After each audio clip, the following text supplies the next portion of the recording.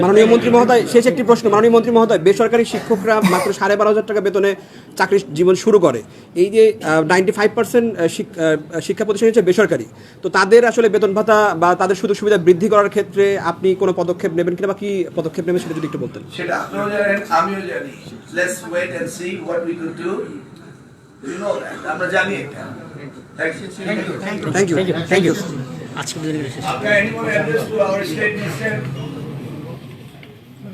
আমার একটা প্রশ্ন আছে, আমি ফ্রিল্যান্স সাংবাদিক দেলোয়ার হাসান।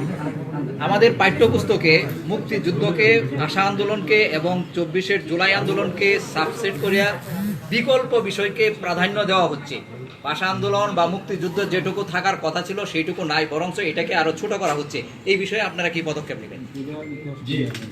যেটা মাননীয় মন্ত্রী মহোদয় বলেছেন, আমরা ডিটেইলড আলোচনা আগামীতে কন্টিনিউসলি আপনাদের সাথে করব এবং আপনাদের কাঠগড়ায় বারংবার আমরা দাঁড়াবো।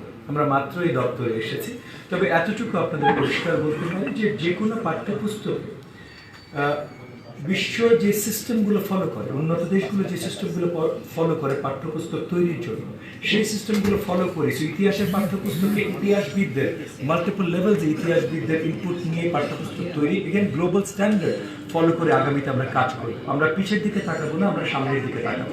পিছে কি ভুলগুলো হয়েছে ভুলে যান, আগামীতে যদি আমরা সঠিকভাবে না করি, এগেন আমরা দুজনেই আপনাদের কাঠগড়ায় থাকবো, সেটা নিয়ে দুশ্চিন্তা করবেন না ইনশাআল্লাহ। থ্যাংক ইউ আজকে স্যার, বাকি প্রশ্নগুলো আমরা কালকে করব। আমরা বলেছি যে আমরা আপনাদের সাথে মিস করে বন্ধ করব। তো আমি খুব সরি যে আমরা আপনাদের আগে খেতে পেরেছি। ক্ষমা চেয়ে নিচ্ছি।